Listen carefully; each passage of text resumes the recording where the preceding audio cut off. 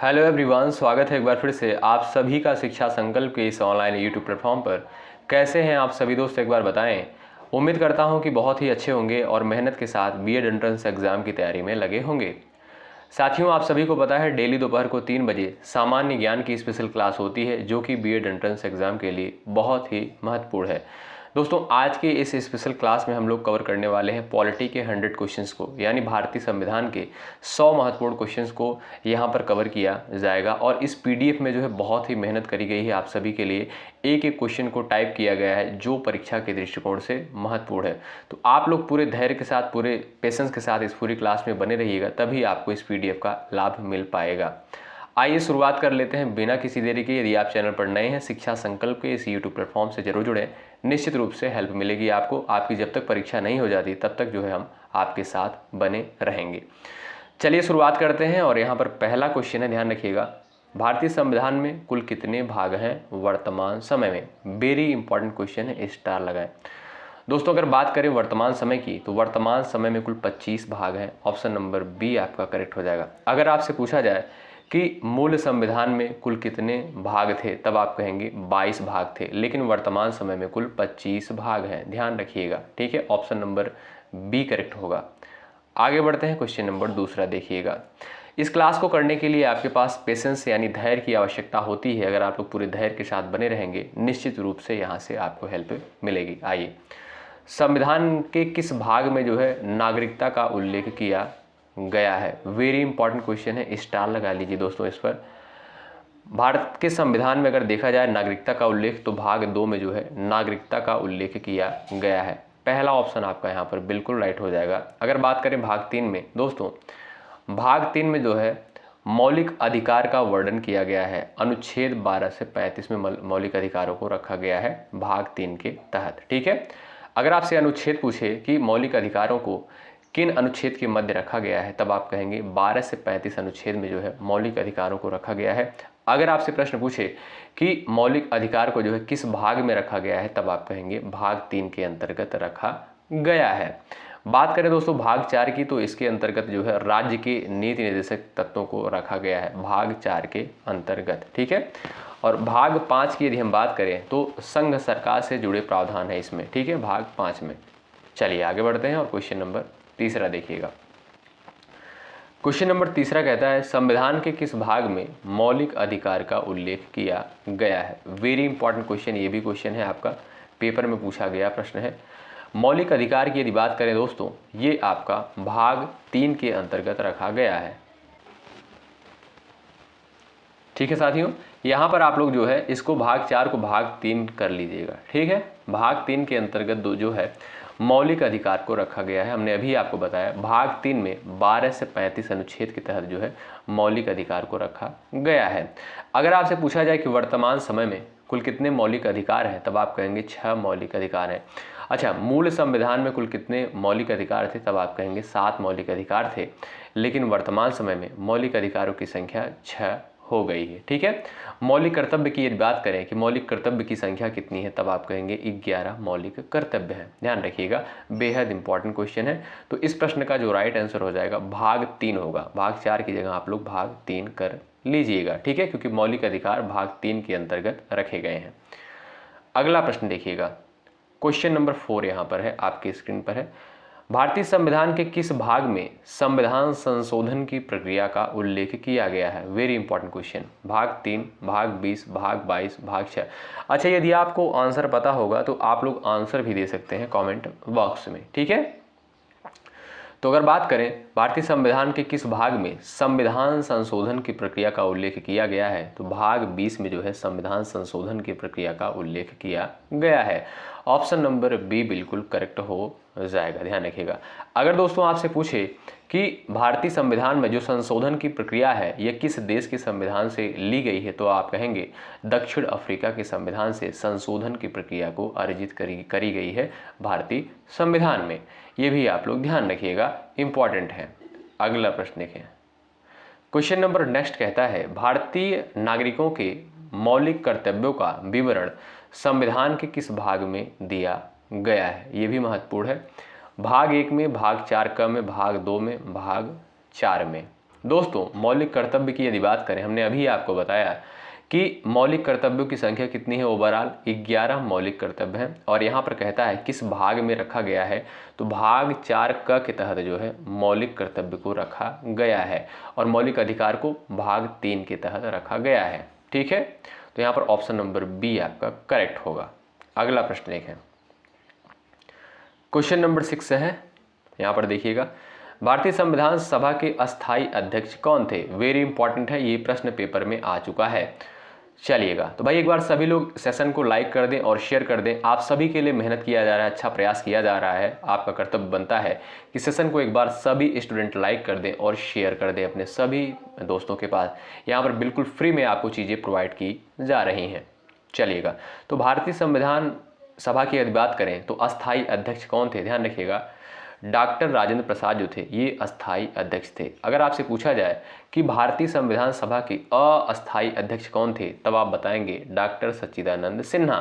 लेकिन आपसे पूछता है यहाँ पर अस्थायी अध्यक्ष कौन थे, तब आप कहेंगे doctor Rajendra Prasad. Option number आपका यहाँ पर बी बिल्कुल करेक्ट हो जाएगा। बात करें जवाहरलाल नेहरू की, तो ये जो है संघ समिति के अध्यक्ष थे। भारतीय संविधान सभा की संघ समिति के अध्यक्ष कौन थे, जवाहरलाल नेहरू थे, ध्यान रखिएगा। ठीक है, और अगर आपसे पूछा जाए कि प्रारूप समिति के अध्यक्ष कौन थे, तब आप कहेंगे बी आर अम्बेडकर जो थे ये प्रारूप समिति के अध्यक्ष थे और इन्हें जो है संविधान का निर्माता भी कहा जाता है, बी आर अम्बेडकर को। ठीक है, तो इस प्रश्न का ऑप्शन नंबर बी करेक्ट हो जाएगा, अस्थायी अध्यक्ष डॉक्टर राजेंद्र प्रसाद। आगे बढ़ते हैं। उम्मीद करता हूं कि आप लोग बहुत अच्छे तरीके से इन सारी चीज़ों को समझ रहे होंगे और ये क्लास मुझे पूरी उम्मीद है आपको बहुत ही पसंद आएगी।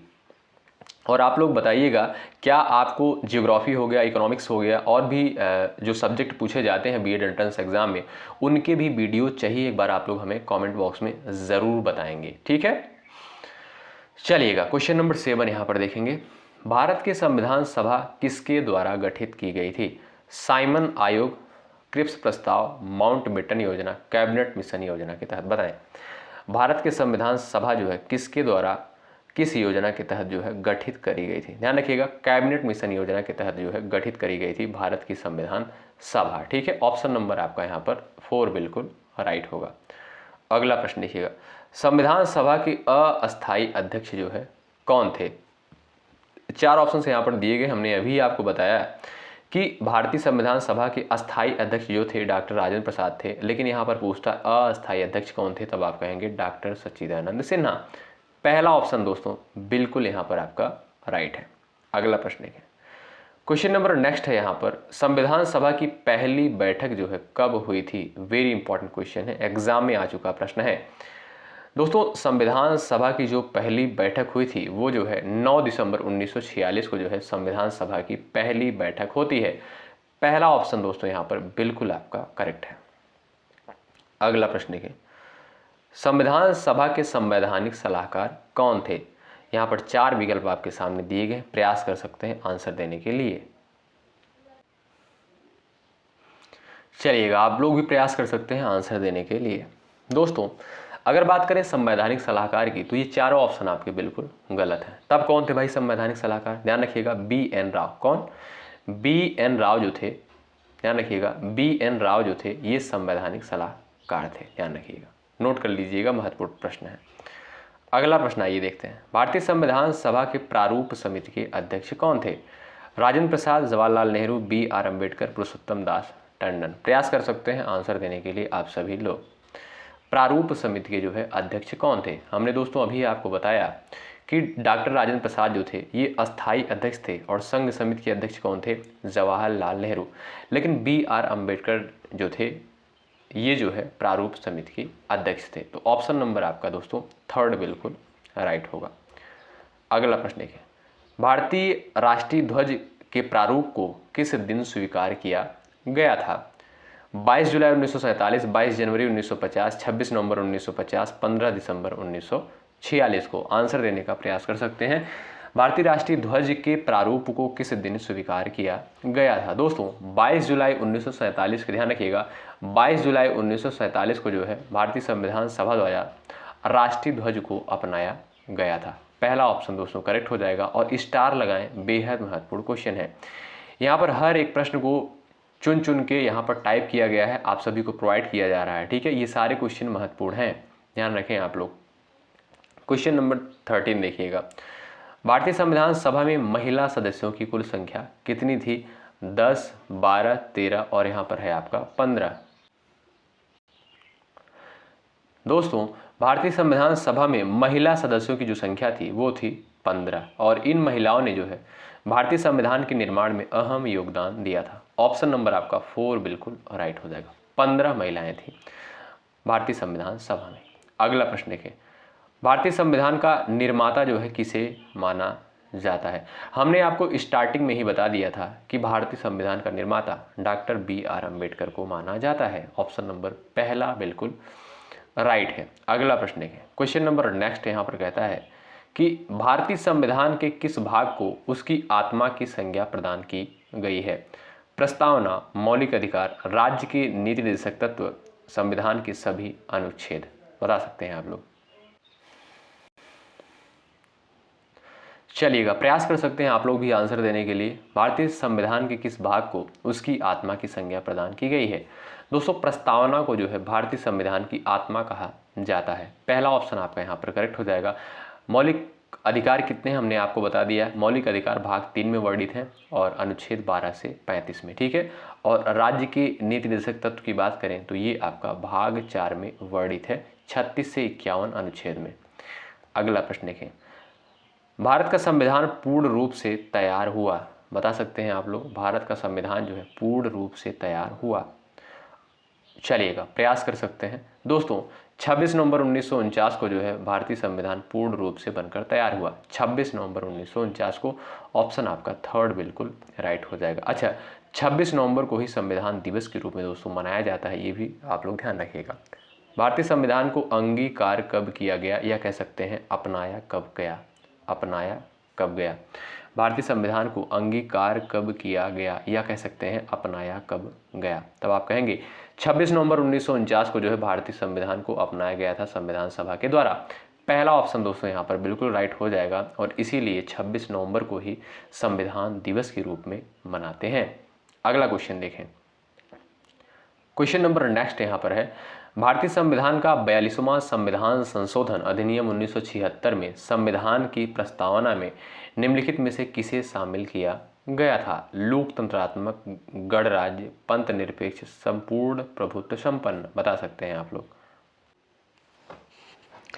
दोस्तों, ये क्वेश्चन आपके एग्जाम के लिए बहुत ही महत्वपूर्ण है। भारतीय संविधान का 42वां संविधान संशोधन 1976 में हुआ था और आपसे सीधा प्रश्न पूछेगा कि इसमें जो है प्रस्तावना में क्या क्या चीज़ें शामिल की गई थी, क्या क्या चीज़ें जोड़ी गई थी। तब आप कहेंगे समाजवादी, धर्मनिरपेक्ष और अखंडता, ये तीनों शब्द जोड़े गए थे 42वें संविधान संशोधन 1976 के द्वारा। ठीक है, प्रस्तावना में 3 शब्द जोड़े गए थे, इसलिए ऑप्शन नंबर डी करेक्ट हो जाएगा, सभी।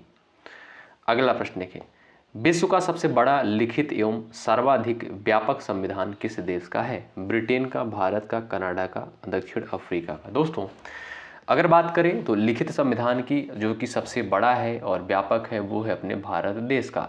बात करें ब्रिटिश संविधान की तो ब्रिटेन का जो संविधान है वो अलिखित संविधान है।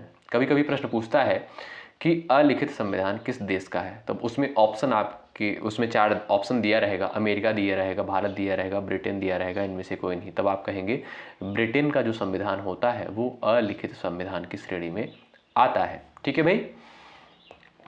अगला प्रश्न है क्वेश्चन नंबर नेक्स्ट, भारतीय संविधान की कौन सी विशेष व्यवस्था इंग्लैंड से ली गई है? प्रयास कर सकते हैं आंसर देने के लिए।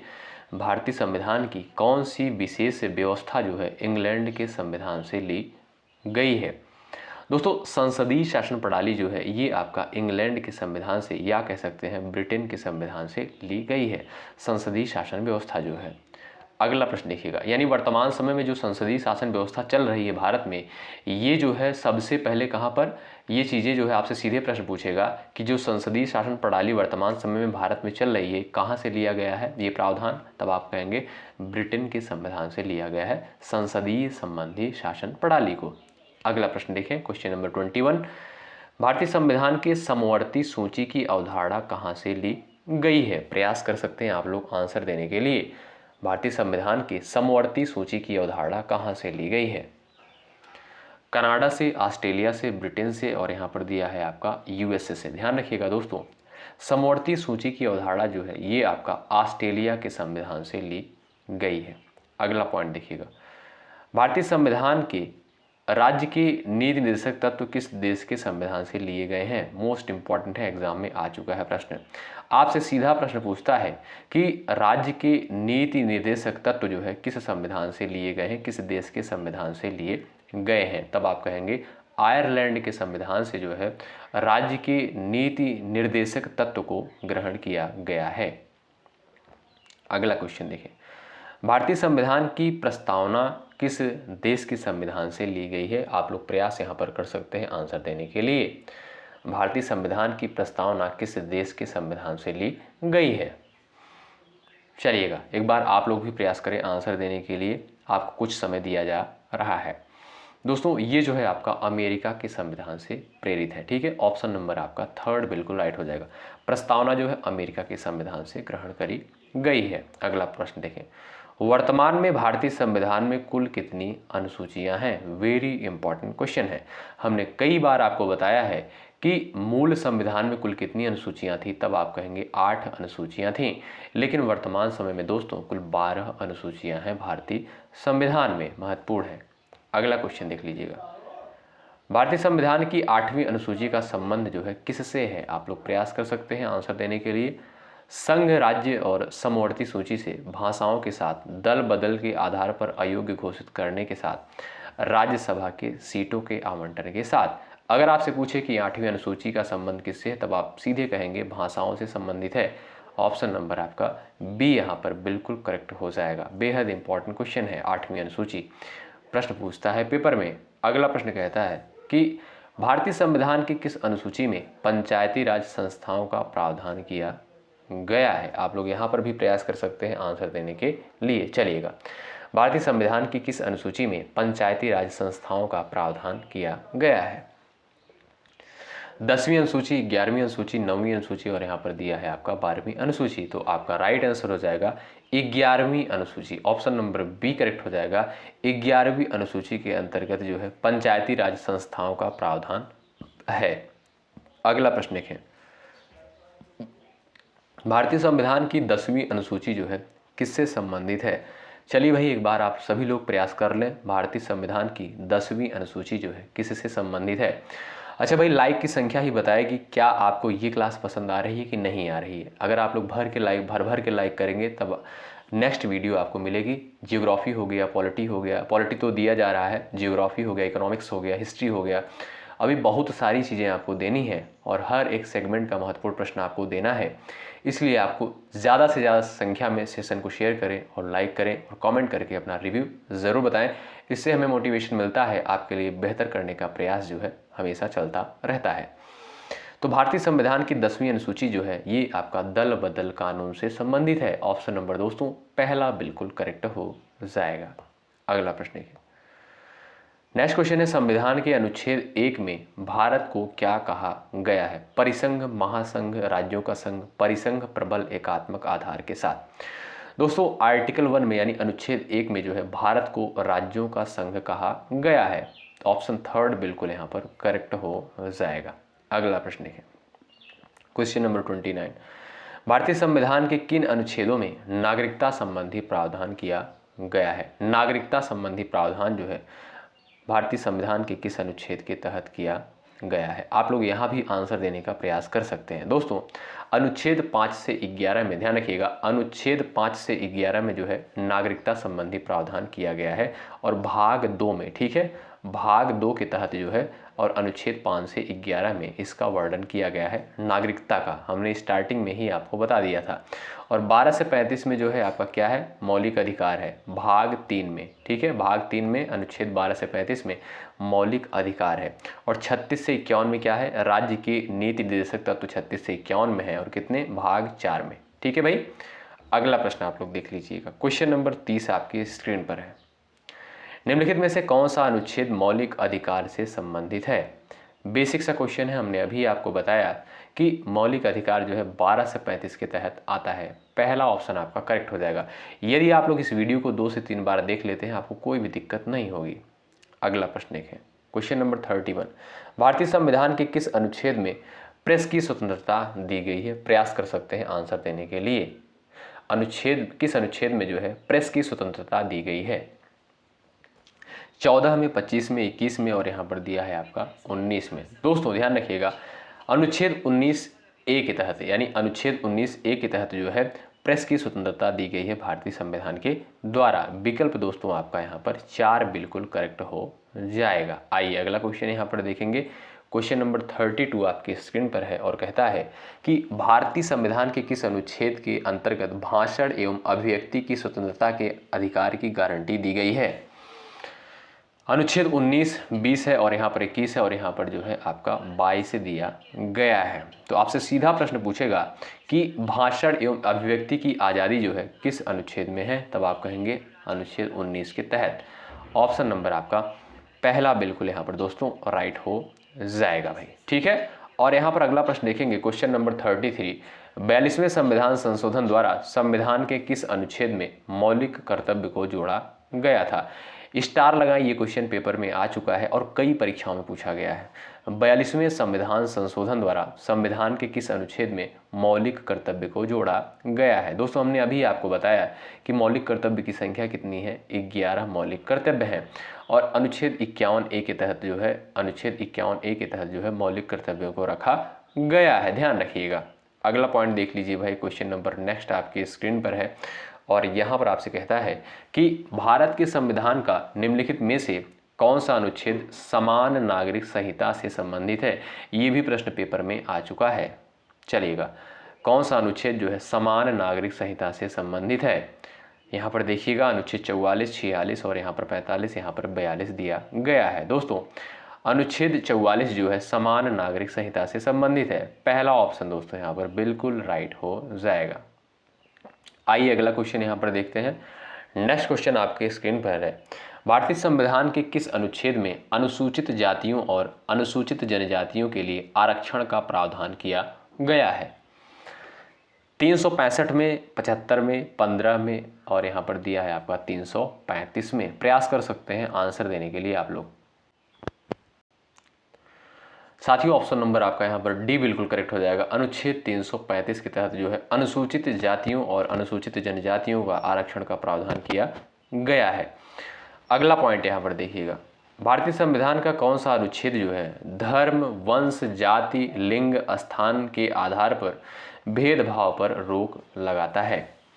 अनुच्छेद 15, अनुच्छेद 19, अनुच्छेद 20, अनुच्छेद 25। आप सभी ने देखा होगा कि आर्टिकल 15 करके एक जो है मूवी भी आई थी। ये जो है समानता का अधिकार, यानी कह सकते हैं आप लोग कि धर्म, वंश, जाति, लिंग, स्थान के आधार पर किसी के साथ जो है भेदभाव नहीं किया जा सकता है।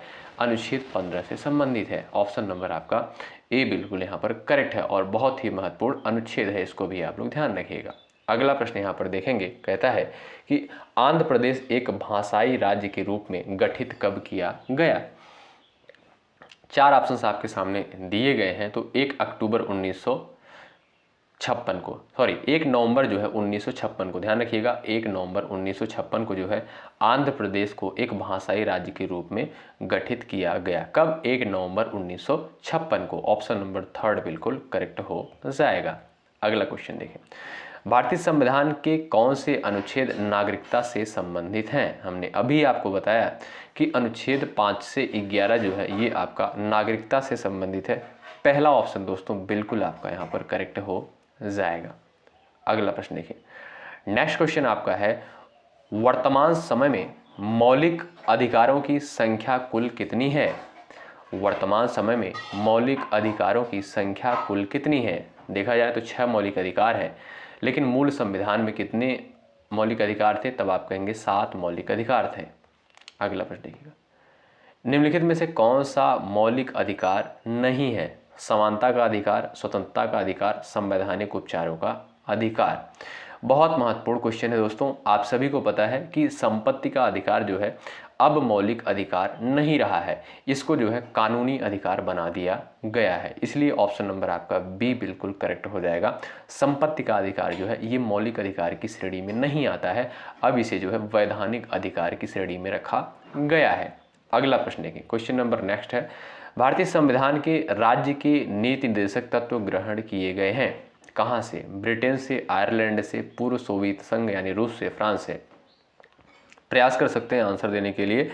ब्रिटेन के संविधान से हमने आपको बताया था कि संसदीय शासन व्यवस्था जो है ये आपका ब्रिटेन के संविधान से ग्रहण करी गई है, लेकिन जो आयरलैंड का संविधान है यहाँ से जो है आपके राज्य के नीति निर्देशक तत्वों को ग्रहण किया गया है। ऑप्शन नंबर आपका बी दोस्तों बिल्कुल करेक्ट हो जाएगा। भाई सभी लोग सेशन को लाइक कर दें और पूरे एनर्जी के साथ क्लास में आप लोग बने रहिएगा।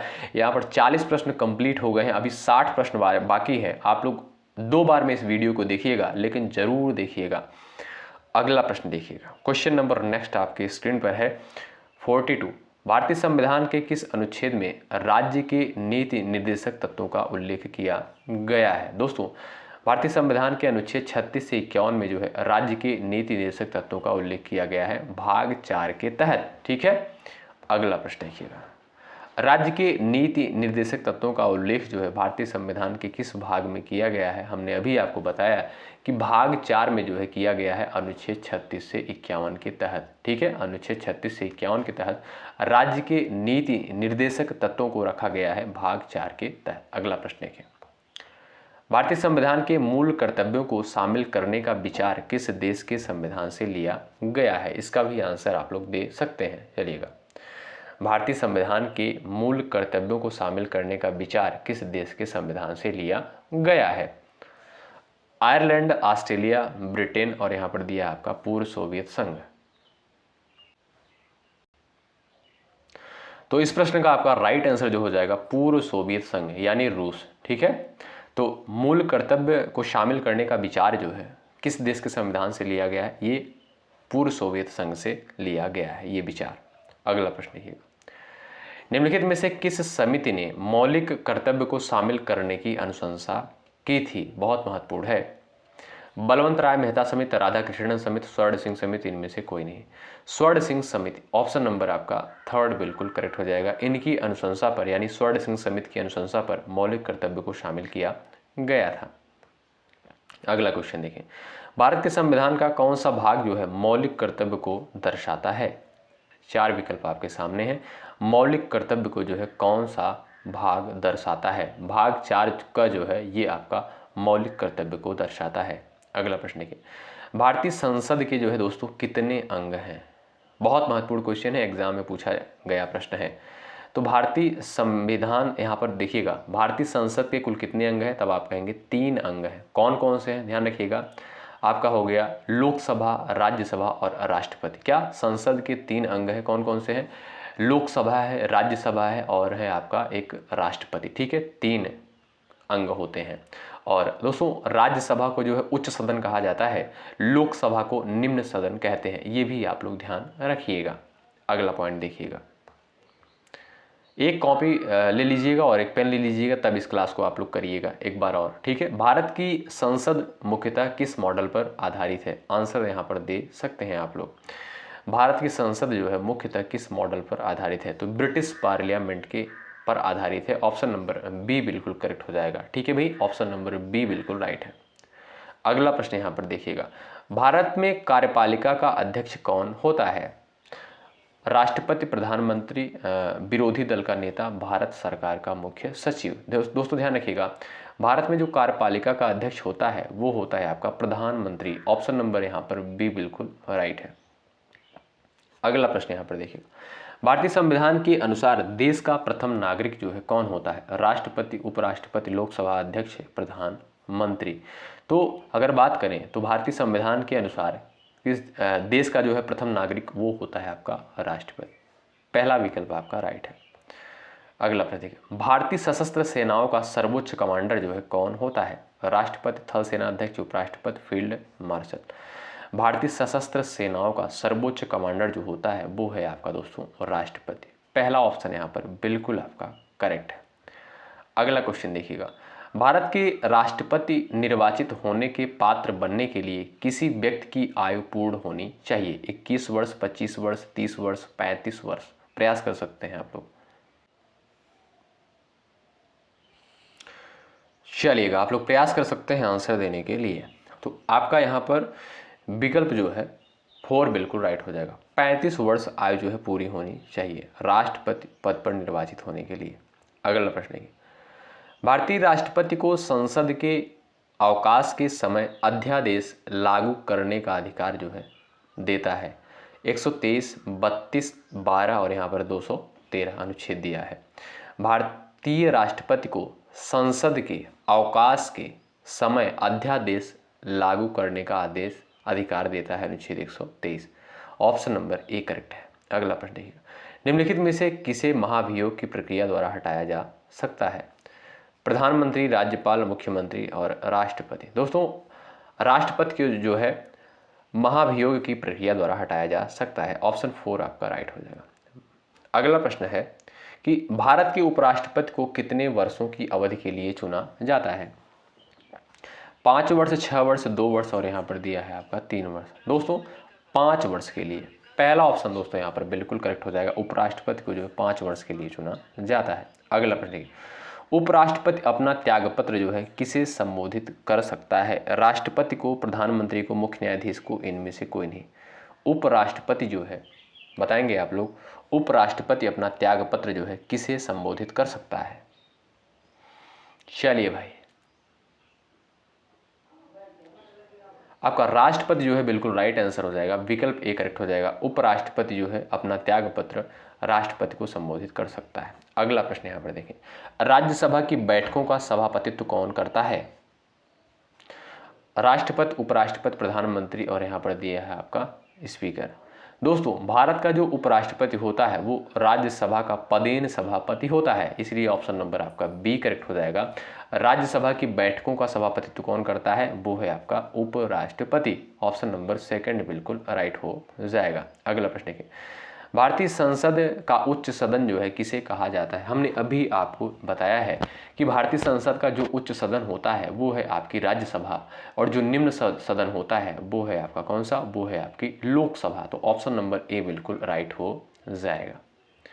अगला प्रश्न यहाँ पर देखिएगा, राज्यसभा में सीटों की अधिकतम संख्या कितनी हो सकती है? 250, 75, 300 और यहाँ पर दिया है आपका 500। दोस्तों राज्यसभा में जो अधिकतम सीटों की संख्या हो सकती है वो हो सकती है आपकी 250। पहला ऑप्शन आपका राइट है। अगला प्रश्न है, राज्यसभा के लिए राष्ट्रपति द्वारा कितने सदस्य नामित किए जाते हैं? 12, 15, 14 और यहाँ पर दिया है आपका 11। दोस्तों राज्यसभा के लिए राष्ट्रपति द्वारा जो है 12 सदस्य नामित किए जाते हैं। चलिए आगे बढ़ते हैं और अगला क्वेश्चन देखें, राज्यसभा के सदस्यों का कार्यकाल कितने वर्ष का होता है? बेहद इंपॉर्टेंट है। तो राज्यसभा के सदस्यों का कार्यकाल 6 वर्ष होता है। लोकसभा के सदस्यों का कार्यकाल जो है 5 वर्ष होता है। अगला प्रश्न है, लोकसभा का चुनाव लड़ने के लिए इच्छुक व्यक्ति की न्यूनतम आयु कितनी होनी चाहिए? 21 वर्ष, 25 वर्ष, 30 वर्ष, 35 वर्ष। बता सकते हैं आप लोग, लोकसभा का चुनाव लड़ने के लिए इच्छुक व्यक्ति को न्यूनतम आयु कितनी होनी चाहिए? चलिएगा आप लोग भी यहाँ पर आंसर दे सकते हैं। जो लोग ऑप्शन नंबर बी पर गए हैं वो बिल्कुल राइट हो जाएंगे। 25 वर्ष ऑप्शन नंबर बी करेक्ट हो जाएगा। अगला प्रश्न देखिएगा, क्वेश्चन नंबर नेक्स्ट, निम्नलिखित में से कौन सा विधेयक है केवल लोकसभा में ही पेश किया जा सकता है? दोस्तों धन विधेयक जो है ऐसा विधेयक है जो केवल लोकसभा में ही पेश किया जा सकता है। ऑप्शन नंबर 3 बिल्कुल राइट है। अगला प्रश्न देखिएगा, नेक्स्ट क्वेश्चन है, प्रथम लोकसभा का गठन जो है कब हुआ था? 1950 में, 48 में और यहाँ पर 52 है, 51 है। आप लोग प्रयास कर सकते हैं। दोस्तों पहली लोकसभा का गठन जो हुआ था 17 अप्रैल 1952 को। कब? 17 अप्रैल 1952 को। ऑप्शन 3 बिल्कुल यहाँ पर राइट हो जाएगा। अगला क्वेश्चन देखिएगा, यहाँ पर नीति आयोग का अध्यक्ष जो है कौन होता है? बताएंगे आप लोग, क्या जवाब दे सकते हैं? नीति आयोग का अध्यक्ष कौन होता है? प्रधानमंत्री। ऑप्शन नंबर आपका ए बिल्कुल राइट हो जाएगा। प्रधानमंत्री जो होते हैं ये नीति आयोग के अध्यक्ष होते हैं। अगला पॉइंट देखिएगा, संसदीय शासन प्रणाली में वास्तविक कार्यपालिका शक्ति किसके पास होती है? प्रधानमंत्री, राष्ट्रपति, नौकरशाही, संसद। तो आप लोग प्रयास कर सकते हैं। संसदीय शासन प्रणाली में वास्तविक कार्यपालिका शक्ति जो है प्रधानमंत्री के पास होती है। पहला ऑप्शन आपका करेक्ट है। अगला क्वेश्चन है, भारत के केंद्रीय मंत्रिपरिषद की बैठक की अध्यक्षता कौन करता है? राष्ट्रपति, प्रधानमंत्री, मंत्रिपरिषद के सदस्य बारी बारी से, उपराष्ट्रपति। चलिएगा, तो राइट आंसर आपका क्या हो जाएगा? प्रधानमंत्री। ऑप्शन नंबर दोस्तों बी बिल्कुल करेक्ट है। अगला क्वेश्चन यहां पर देखें कि भारत के प्रथम उप प्रधानमंत्री कौन थे? भारत के प्रथम उप प्रधानमंत्री जो है कौन थे? सरदार वल्लभ भाई पटेल। ऑप्शन नंबर आपका यहाँ पर चौथा बिल्कुल राइट हो जाएगा। अगला प्रश्न देखिए, प्रथम लोकसभा के अध्यक्ष कौन थे? आप सभी को पता होगा और ये प्रश्न बहुत महत्वपूर्ण है। जीवी मौलंकर जो थे ये प्रथम लोकसभा के अध्यक्ष थे। पहला ऑप्शन आपका करेक्ट है। भाई एक बार सभी स्टूडेंट सेशन को लाइक कर दें और पूरे एनर्जी के साथ इस क्लास में आप लोग बने रहिएगा। शेयर कर दें एक बार दबा के आप लोग इस सेशन को, और भाई लाइक करना बिल्कुल मत भूलिएगा। भारतीय संविधान के किस भाग में संघीय न्यायपालिका का उल्लेख किया गया है? प्रयास कर सकते हैं। भारतीय संविधान के किस भाग में संघीय न्यायपालिका का उल्लेख किया गया है? भाग 2 में, 3 में, 4 में, और यहाँ पर दिया है आपका 5 में। प्रयास कर सकते हैं आंसर देने के लिए आप सभी लोग। तो भाग 5 आपका बिल्कुल राइट आंसर हो जाएगा। संघीय न्यायपालिका का उल्लेख भाग 5 के तहत किया गया है। नेक्स्ट क्वेश्चन यहाँ पर देखेंगे, भारतीय उच्चतम न्यायालय के न्यायाधीशों की नियुक्ति जो है किसके द्वारा करी जाती है? आप सभी को पता होगा राष्ट्रपति के द्वारा जो है भारतीय उच्चतम न्यायालय के न्यायाधीशों की नियुक्ति करी जाती है। पहला ऑप्शन आपका यहाँ पर करेक्ट है। नेक्स्ट क्वेश्चन यहाँ पर है, उच्चतम न्यायालय के न्यायाधीशों की सेवानिवृत्त की आयु क्या होती है? 65 वर्ष, 60 वर्ष, 62 वर्ष, और यहाँ पर दिया आपका 63 वर्ष। दोस्तों 65 वर्ष होती है। ऑप्शन नंबर पहला करेक्ट है। उच्चतम न्यायालय के न्यायाधीशों की सेवानिवृत्त की आयु जो होती है वो होती है आपकी 65 वर्ष। अगला क्वेश्चन देखिएगा। नेक्स्ट क्वेश्चन है, वर्तमान समय में भारत में कुल कितने उच्च न्यायालय हैं? 18, 25, 24, और यहाँ पर दिया है आपका 28। अगर देखा जाए तो वर्तमान समय में कुल 25 उच्च न्यायालय हैं। ऑप्शन सेकंड आपका यहाँ पर करेक्ट है। अगला प्रश्न देखिए, बहुत महत्वपूर्ण क्वेश्चन है। नेक्स्ट पॉइंट कहता है कि भारत के संविधान का कौन सा अनुच्छेद उच्च न्यायालय को रिट जारी करने का अधिकार देता है? अनुच्छेद 226, 132, 143, और यहाँ पर दिया है 32। भारत के संविधान का कौन सा अनुच्छेद उच्च न्यायालय को रिट जारी करने का अधिकार देता है? तो अनुच्छेद 226। ठीक है, अनुच्छेद 226 के तहत जो है उच्च न्यायालय रिट जारी कर सकता है। अगला प्रश्न है, निम्नलिखित में से कौन सा भारत का सबसे पुराना उच्च न्यायालय है? कोलकाता, तेलंगाना, इलाहाबाद, और यहाँ पर दिया है आपका आंध्र प्रदेश। तो आपका कलकत्ता उच्च न्यायालय जो है, कोलकाता उच्च न्यायालय, ये सबसे पुराना जो है उच्च न्यायालय है। ऑप्शन नंबर आपका पहला बिल्कुल करेक्ट हो जाएगा। और इसकी स्थापना होती है 1 जुलाई 1862 को। कब? 1 जुलाई 1862 को जो है इसकी स्थापना होती है। ठीक है, कलकत्ता उच्च न्यायालय की 1 जुलाई 1862 को। अगला प्रश्न देखिए। नेक्स्ट क्वेश्चन है, राज्य की कार्यपालिका शक्ति किसमें निहित होती है? मुख्यमंत्री में, राज्यपाल में, मंत्रिपरिषद में, राष्ट्रपति में। चलिएगा, राज्य की कार्यपालिका शक्ति किसमें निहित होती है? तो ये आपका राज्यपाल में निहित होती है। ऑप्शन नंबर आपका बी बिल्कुल राइट हो जाएगा, क्योंकि राज्य की बात हो रही है। अगला प्रश्न देखिए, भारतीय राज्यों के राज्यपाल की नियुक्ति जो है कौन करता है? बता सकते हैं आप लोग? चलिएगा, भारतीय राज्यों के राज्यपाल की नियुक्ति कौन करता है? बताएं दोस्तों, ध्यान रखिएगा, राष्ट्रपति। ऑप्शन नंबर आपका यहाँ पर 4 बिल्कुल करेक्ट हो जाएगा। राष्ट्रपति के द्वारा जो है भारतीय राज्यों के राज्यपाल की नियुक्ति करी जाती है। अगला क्वेश्चन देखिएगा, राज्यपाल अपना त्यागपत्र जो है किसे देता है? मुख्यमंत्री को, प्रधानमंत्री को, राष्ट्रपति को, संसद को। तो राज्यपाल जो है अपना त्यागपत्र जो है राष्ट्रपति को सौंपता है। ऑप्शन आपका यहाँ पर थर्ड बिल्कुल राइट हो जाएगा। अगला प्रश्न देखिएगा। नेक्स्ट क्वेश्चन है, क्वेश्चन नंबर 80 पहुंच गए हैं। 20 क्वेश्चन और आपके बचेंगे। किस राज्य के राज्यपाल की नियुक्ति संविधान के किस अनुच्छेद में है? किसी राज्य के राज्यपाल की नियुक्ति जो है संविधान के किस अनुच्छेद में है? तो अनुच्छेद जो है 155 के तहत जो है ऑप्शन नंबर सी करेक्ट हो जाएगा। ठीक है भाई, अनुच्छेद 155 के तहत किसी भी राज्यपाल की नियुक्ति करी जाती है। अगला प्रश्न देखिएगा। क्वेश्चन नंबर नेक्स्ट है, मुख्यमंत्री की नियुक्ति किसके द्वारा की जाती है? राष्ट्रपति, प्रधानमंत्री, राज्यपाल, विधानसभा अध्यक्ष है। तो राज्यपाल के द्वारा दोस्तों मुख्यमंत्री की नियुक्ति करी जाती है। अगला प्रश्न देखिएगा।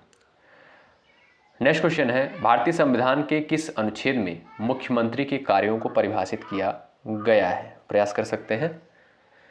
भारतीय संविधान के किस अनुच्छेद में मुख्यमंत्री के कार्यों को परिभाषित किया गया है? सॉरी, अनुच्छेद 164, 66, 67 और यहाँ पर दिया है अनुच्छेद 163, तो अनुच्छेद 167 में ऑप्शन नंबर सी करेक्ट हो जाएगा। इसमें जो है मुख्यमंत्री के कार्यों को परिभाषित किया गया है अनुच्छेद 167 में। अगला क्वेश्चन यहाँ पर देख लें, स्वतंत्रता सेनानी सुचेता कृपलानी किस राज्य की पहली महिला मुख्यमंत्री बनी? बिहार, उत्तर प्रदेश, राजस्थान और यहाँ पर दिया है आपका Tamil Nadu. Option number B correct हो जाएगा, उत्तर प्रदेश। ठीक है, जो कि एक स्वतंत्रता सेनानी थी और सुचेता कृपलानी क्या थी? स्वतंत्रता सेनानी, और ये जो है पहली महिला मुख्यमंत्री बनी कहाँ की? उत्तर प्रदेश की। अगला क्वेश्चन देखें, राज्य विधानमंडल का ऊपरी सदन कौन सा होता है? प्रयास कर सकते हैं आप लोग आंसर देने के लिए। दोस्तों, जो राज्य विधानमंडल होता है उसमें आपकी जैसे विधान परिषद होता है और विधान परिषद होता है और एक आपका क्या होता है? विधानसभा होती है। ठीक है, और आपसे पूछता है कि विधानमंडल, जो राज्य विधानमंडल होता है, इसके कितने सदन होते हैं? तब आप कहेंगे 2 सदन होते हैं। कौन कौन से? एक हो गया आपका क्या? विधानसभा, और एक हो गया आपका विधान परिषद। अब इसमें आपसे प्रश्न ये करता है कि उच्च सदन कौन सा है और निम्न सदन कौन सा है? तो विधान परिषद जो होता है ये आपका उच्च सदन होता है और विधानसभा जो होती है ये आपकी निम्न सदन होती है। अगला क्वेश्चन देखिएगा भाई, राष्ट्रीय महिला आयोग का गठन जो है किस वर्ष किया गया? बता सकते हैं। चलिएगा, राष्ट्रीय महिला आयोग का गठन जो है किस वर्ष किया गया? 92 में, 93 में, 95 में और यहाँ पर दिया है आपका 2000 में। तो 31 जनवरी 1992 को, ठीक है, 31 जनवरी 1992 को जो है राष्ट्रीय महिला आयोग का गठन हुआ था। अगला क्वेश्चन देखिए, भारतीय संविधान के किस अनुच्छेद में निर्वाचन आयोग के लिए प्रावधान है? अनुच्छेद 320, 24, 22 और यहाँ पर 26 दिया है। दोस्तों, निर्वाचन आयोग जो है इसका उल्लेख अनुच्छेद 324 के तहत है। ऑप्शन नंबर बी करेक्ट हो जाएगा। बहुत महत्वपूर्ण आर्टिकल है, प्रश्न जो है परीक्षा में बनता है। अगला प्रश्न देखिएगा, नेक्स्ट क्वेश्चन है, भारत में मुख्य चुनाव आयुक्त की नियुक्ति कौन करता है? प्रधानमंत्री, राष्ट्रपति, राज्यपाल, मुख्यमंत्री। चलिएगा, मुख्य चुनाव आयुक्त की नियुक्ति जो है किसके द्वारा करी जाती है? राष्ट्रपति के द्वारा। ऑप्शन नंबर बी करेक्ट है। अगला प्रश्न देखिएगा, क्वेश्चन नंबर नेक्स्ट, निम्नलिखित में से किस वर्ष में मतदान की आयु 22 वर्ष से घटाकर 18 वर्ष कर दी गई? 22 की जगह आप लोग 21 कर लीजिएगा। 21 वर्ष से घटाकर 18 वर्ष कर दी गई। तो 1989 में, कब? 1989 में जो है मतदान की आयु 21 वर्ष से घटाकर 18 वर्ष कर दी गई। यानी इसके पहले जो है 22 वर्ष थी, अब लेकिन 18 वर्ष। अगला प्रश्न यहाँ पर देखिएगा, क्वेश्चन नंबर नेक्स्ट है, भारत का प्रथम मुख्य चुनाव आयुक्त कौन था? सुकुमार सेन जो थे दोस्तों, ये भारत के मुख्य चुनाव आयुक्त थे प्रथम। ठीक है, ऑप्शन नंबर आपका यहाँ पर थर्ड बिल्कुल राइट हो जाएगा। अगला प्रश्न देखिएगा, नेक्स्ट क्वेश्चन है, भारत में पहली बार महिलाओं को मताधिकार कब प्राप्त हुआ? प्रयास कर सकते हैं आंसर देने के लिए। आप सभी लोग करेक्ट आंसर क्या हो जाएगा, क्या आप लोग बता सकते हैं? ये क्वेश्चन आपके लिए है, इसका आंसर आप लोग दीजिएगा। ठीक है, चलिएगा, संविधान के किस अनुसूची में क्षेत्रीय भाषाओं का उल्लेख किया गया है? बेहद इंपॉर्टेंट है। तो दोस्तों, क्षेत्रीय भाषाओं का जो उल्लेख किया गया है ये 8वीं अनुसूची में किया गया है। ऑप्शन आपका सेकंड करेक्ट हो जाएगा। भारत के संविधान की 8वीं अनुसूची में कितनी भाषाएं हैं? 19, 20, 21 और 22। दोस्तों, 22 भाषाएं हैं। बेहद इंपॉर्टेंट क्वेश्चन है। भारत के संविधान की 8वीं अनुसूची में 22 भाषाओं का उल्लेख है। ऑप्शन नंबर डी आपका करेक्ट हो जाएगा। अगला क्वेश्चन देखिए, भारतीय संविधान के अंतर्गत कितने प्रकार का आपातकाल होता है?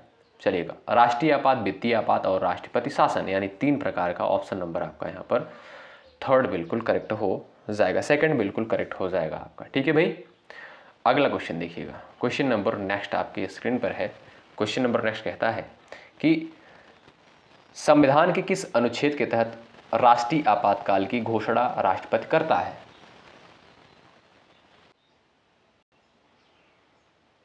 प्रयास कर सकते हैं आंसर देने के लिए आप लोग। संविधान के किस अनुच्छेद के तहत राष्ट्रीय आपातकाल की घोषणा राष्ट्रपति करता है? तो अनुच्छेद 352 के तहत, ठीक है, राष्ट्रीय आपातकाल की घोषणा करी जाती है। पहला ऑप्शन आपका करेक्ट है। इस क्वेश्चन का आंसर भी आप लोग कर सकते हैं। पहली बार राष्ट्रपति शासन जो है कब लागू किया गया है? पहली बार जो है राष्ट्रपति शासन कब लागू किया गया? ध्यान रखिएगा 20 जून 1951 को। कब? 20 जून 1951 को पहली बार जो है राष्ट्रपति शासन लागू किया गया था। कहां पर? पंजाब में। अगला प्रश्न देखें, भारत में मुस्लिम लीग की स्थापना जो है कब करी गई? मुस्लिम लीग की स्थापना जो है 1906 में करी गई। ऑप्शन नंबर आपका सेकंड बिल्कुल करेक्ट है। अगला प्रश्न देखिए, भारत के संविधान में किस वर्ष पहली बार संशोधन किया गया? बहुत महत्वपूर्ण क्वेश्चन है, आपसे प्रश्न पूछता है एग्जाम में, एग्जाम के लिए बहुत महत्वपूर्ण है, ठीक है। आपसे पूछेगा कि भारतीय संविधान में जो है पहला संविधान संशोधन कब हुआ? 1951 में। ऑप्शन नंबर दोस्तों यहाँ पर 4 बिल्कुल राइट हो जाएगा। अगला प्रश्न देखें, भारतीय संविधान में किस संशोधन द्वारा नागरिकों के मौलिक कर्तव्यों को शामिल किया गया? तो 42वें संविधान संशोधन के द्वारा जो है मौलिक कर्तव्य को शामिल किया गया था भारतीय संविधान में। अगला प्रश्न देखिएगा, किस संवैधानिक संशोधन अधिनियम ने भारतीय संविधान में शिक्षा के अधिकार को जोड़ा था? तो 86वें संविधान संशोधन के द्वारा जो है शिक्षा के अधिकार को भारतीय संविधान में जोड़ा गया। बेहद इंपॉर्टेंट क्वेश्चन है, स्टार लगाएं, ठीक है। तो शिक्षा के अधिकार को जो है 86वें संविधान संशोधन द्वारा जोड़ा गया। और ये क्वेश्चन नंबर लास्ट आपकी स्क्रीन पर है, भारत में सही मायने में स्थानीय स्वशासन का जनक जो है किसे कहा जाता है? स्थानीय स्वशासन का जनक जो है किसे कहा जाता है? लॉर्ड रिपन को। ऑप्शन नंबर दोस्तों पहला बिल्कुल करेक्ट हो जाएगा। तो दोस्तों हमने आज के इस सेशन में पॉलिटी के लगभग 100 क्वेश्चंस को कवर कर लिया है, जो कि एग्जाम के लिए महत्वपूर्ण है और बहुत मेहनत की गई है इस सेशन में। तो आप सभी लोगों से निवेदन है कि आप लोग इस सेशन को ज़रूर देखें, ज़्यादा से ज़्यादा संख्या में सभी स्टूडेंट के पास इस सेशन को शेयर करें। और आप लोग कमेंट बॉक्स में ज़रूर बताएं कि आपको नेक्स्ट टॉपिक पर वीडियो चाहिए, जैसे जियोग्राफी हो गया और इकोनॉमी हो गया, हिस्ट्री हो गया, क्या इन पर भी आपको वीडियो चाहिए? 100 क्वेश्चन उसमें भी प्रोवाइड किए जाएंगे। कमेंट करके आप लोग बताएंगे, यदि और संख्या ज़्यादा रहेगी, लाइक की संख्या ज़्यादा रहेगी, तब आपको नेक्स्ट पार्ट में आपको देखने को मिलेगा। और इसी तरीके से अभी बहुत सारी चीज़ें आपको प्रोवाइड करनी है, इसलिए चैनल से जुड़े रहें। तब तक के लिए बहुत बहुत धन्यवाद। जय हिंद, जय भारत। मिलते हैं आपसे नेक्स्ट क्लास में। शुक्रिया।